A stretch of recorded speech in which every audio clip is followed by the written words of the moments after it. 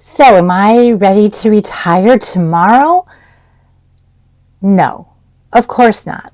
I have 951 days to go. But tomorrow, I'm going to be doing a retirement test run. I have a week off of work and no place to go. My husband doesn't have the week off, so I am going to have a week of retirement. No, I'm not delusional. I know that this is really just a staycation. I'm staying at home for a week and I'm going to have a week to do what I want to do. But I am going to do it with a little more intention than staycations often have. I am going to try and live into a couple of habits that I think I want to bring into retirement. And next month, my husband and I are going to test a month of living within our retirement budget to see if we can do it. All of this testing is to prepare ourselves. I don't think most people can change a lot of things all at once. I think you bring yourself into retirement the way you are right now, and I think you change little by little. But the truth is, when you enter retirement, you are already going through one big change. You are retired. You have changed your identity. You have changed your whole path forward. There's a lot of mind space that you need to work on when you first retired that you can prepare for, but not completely. So I want to bring a self into retirement that already has some of the habits that I want to have in place. So for next week, I'm going to try and live into 2 new habits.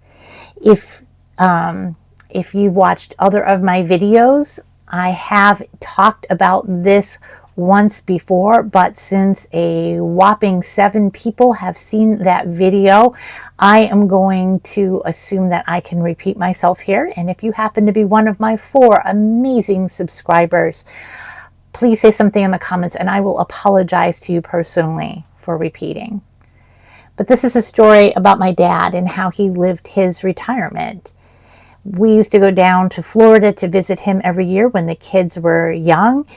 And we usually had some beach time early in the day. It's hard to sunscreen up little people enough, so we'd go really early and try and get some beach time in before the sun got too hot.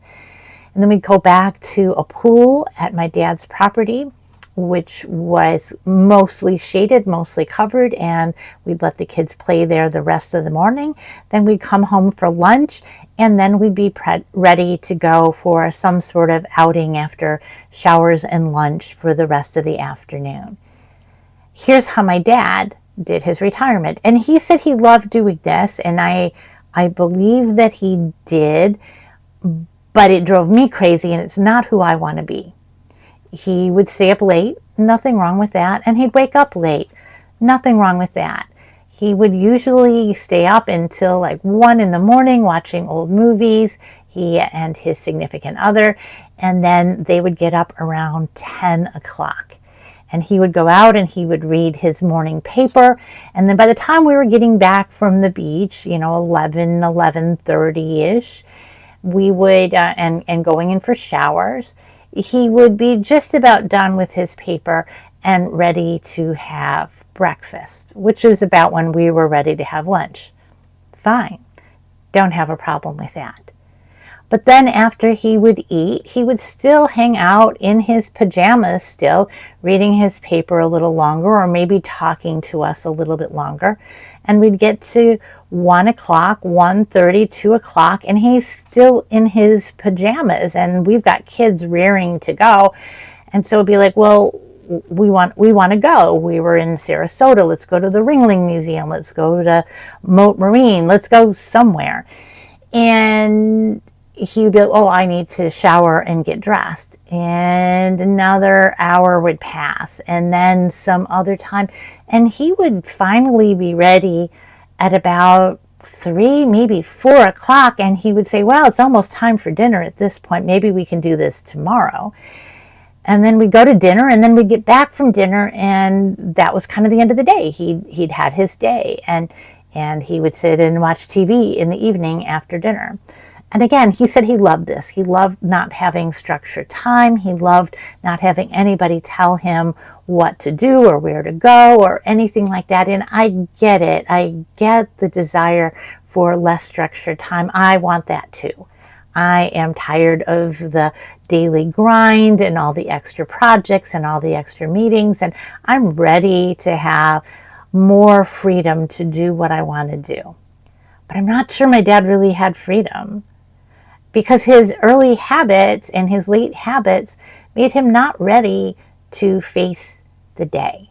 And so my goal for next week is to create my morning routine and evening routine of my dreams. And really, honestly, the morning routine has more steps to it. So here's what I want to do. I want to wake up when I wake up, or wake up when the dog wakes me up. And let's face it, the dog is not going to wake up terribly late. So I'm going to get up when I get up. And the first thing I'm going to do is I am going to walk the dog.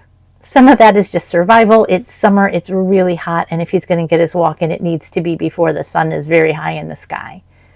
But I'm going to walk the dog. And then I'm going to come back, maybe do a little bit of gardening if it's still not too terribly hot. And I'm going to take my shower and get dressed and make my breakfast. And then at that point, I can relax into the day. I can do whatever I want, but I have this desire to be dressed and ready to go by 10 a.m. Why? Because if anything comes up that I want to do, I want to just be able to say yes. I want to say yes to life. Yes, I'm ready. Yes, let's go. I don't want to be in a, oh, I still need to get ready. Oh, I still need to shower. Oh, I still need to get dressed. I don't want to be like that. So, and I can see myself on my days off now from work that I am someone who does laze about of a morning. I don't move very quickly. And sometimes it can feel like my whole day has passed by. And that's fine for a day off, but it's not so great for an everyday habit in retirement. So that's the plan. First thing, walk, even before I've eaten or had my morning cup of coffee. Garden a little bit if it's still cool enough to do that. Take a shower, get dressed, make myself a healthy breakfast, spend the time doing a veg-forward breakfast, and then eat slowly over a cup of coffee and spend as much time as I want relaxing into the rest of the morning. But things are ready to go. And in the evening, not quite as elaborate. I just want to make sure that I don't go right from dinner to sedentary screen-based activities, whatever those might be. It makes sense when I'm working that after dinner, I just want to sit down and relax and chill out and veg out. I get that, and that makes a lot of sense. But I don't want that to be a retirement habit. I don't have anything that I'm trying to relax from. My whole day could have been pretty relaxing. And I just don't like the idea that from the time of dinner till bedtime, I do nothing. Think about it. If you have dinner at 6 and you go to bed at 10, that's 4 hours. If you're awake 16 hours a day, that's 25% of your day, 25% of your life where nothing happens. So I'm going to try and develop a healthier evening routine. Not going to say that I'm not going to rest and relax at all, but something a little bit healthier than that. And I'm letting myself have a little bit of freedom on that. I am going to reflect on how this feels this week, and I'm going to put out a video next week telling you what I learned about this, what I learned about myself, what I learned about the process. Is it realistic, or do I need to change it? So if you're interested in that, subscribe so you don't miss it, and subscribe so that you can also hear next month's trial run on the budget, and I'll share that too. There's a lot to think about when it comes to retirement, not just money. And we all need to be active in deciding who it is that we want to be when that retirement day arrives. For me, that's in 951 days. This is Retirement Countdown 1000, and I'll see you next week with my results.